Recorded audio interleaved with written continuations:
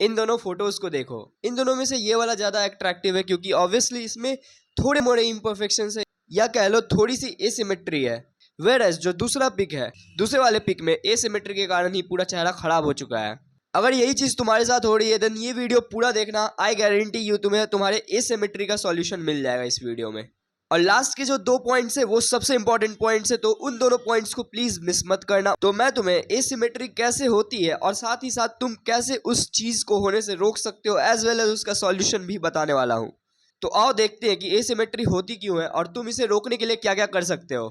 सबसे पहला रीजन जिसके कारण एसिमेट्री होती है वो है मुंह से सांस लेना। हाँ, अगर तुम अपने माउथ से सांस लेते हो यानी कि तुम एक माउथ ब्रीदर हो देन ऑब्वियसली तुम रेस से पहले ही बाहर हो चुके हो, यानी कि तुम्हारा चेहरा धीरे धीरे अनअट्रैक्टिव होता जाएगा समय के साथ अगर तुम माउथ ब्रीदर हो तो।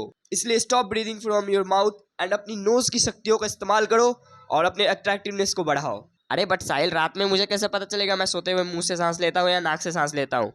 तो इसका सबसे सिंपल सॉल्यूशन है ब्रो, अपने मुंह पे टेप लगा के सो, जिससे कि सोते वक्त भी तुम अपने अट्रैक्टिवनेस को बढ़ाते रहोगे।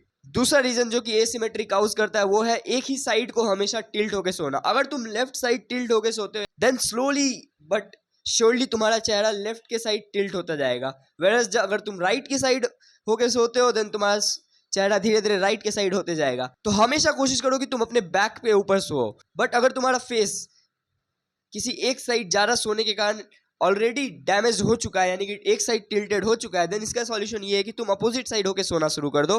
और जब तक कि तुम्हारा एसिमेट्री फिक्स ना हो जाए तब तक तुम अपोजिट साइड होके सो दो, यानी कि अगर तुम्हारा फेस लेफ्ट साइड को टिल्ट हो चुका है देन तुम राइट साइड होके सोना शुरू कर दो। एंड जब तुम्हारी एसिमेट्री फिक्स हो जाए देन अपने पीठ के बल पे सोना शुरू कर दो। तीसरा जो रीजन है जिसके कारण माइट भी तुम्हारा चेहरा अनअट्रैक्टिव या कह लो एसिमेट्रिकल होता जा रहा है वो है अपने टंग का पोस्चर सही ना रखना। अगर तुम अपने टंग को नीचे के साइड रखते हो और म्यूइंग के बारे में कुछ भी नहीं जानते देन तुम्हारा चेहरा धीरे धीरे अनअट्रैक्टिव होता ही जाएगा। तो अभी जाके एक म्यूइंग गाइड देखो और समझो कि कैसे तुम म्यूइंग करके अपने चेहरे को के अट्रैक्टिवनेस को बढ़ा सकते हो और साथ ही साथ एसिमेट्री को दूर कर सकते हो।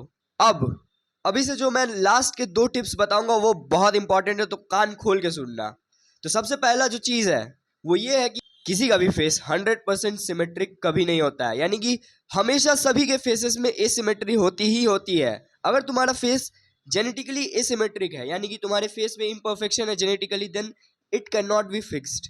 बट अगर तुम्हें अच्छी बियर्ड आती है देन तुम बियर्ड के थ्रू अपने एसिमेट्री को फिक्स कर सकते हो। अगर वो एसिमेट्री बियर्ड से भी फिक्स नहीं हो पा रही then bro you need to accept that, क्योंकि देखो जो चेंज नहीं किया जा सकता उस पर हम ध्यान अगर देंगे तो हम अपने लाइफ को डिस्ट्रॉय कर लेंगे। इंस्टेड ऑफ दैट जो चीज़ तुम्हारे कंट्रोल में, जो चीज़ तुम कंट्रोल कर सकते हो उन सभी चीज़ों पे फोकस करो।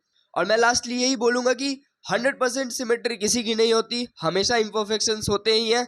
सो इतना सोचना बंद करो। और हमारा जो 5th पॉइंट है वो है अगर तुम्हें 6 से 7 महीने या कह लो 8 महीने में भी रिजल्ट्स नहीं मिल रहे ये सारी चीज़ों को अप्लाई करने के बाद देन तुम्हें एक डॉक्टर को कंसल्ट करने की ज़रूरत है, क्योंकि डॉक्टर से ज़्यादा बेटर कोई भी इस चीज़ को नहीं समझेगा। सबसे बेस्ट चीज़ जो तुम कर सकते हो वो है डॉक्टर के पास जाके उसे अपने प्रॉब्लम बताना एंड देन उससे सॉल्यूशन निकलवाना। तो बस आज की वीडियो के लिए इतना ही, मिलते हैं नेक्स्ट वीडियो में, तब तक के लिए मेहनत करते रहो।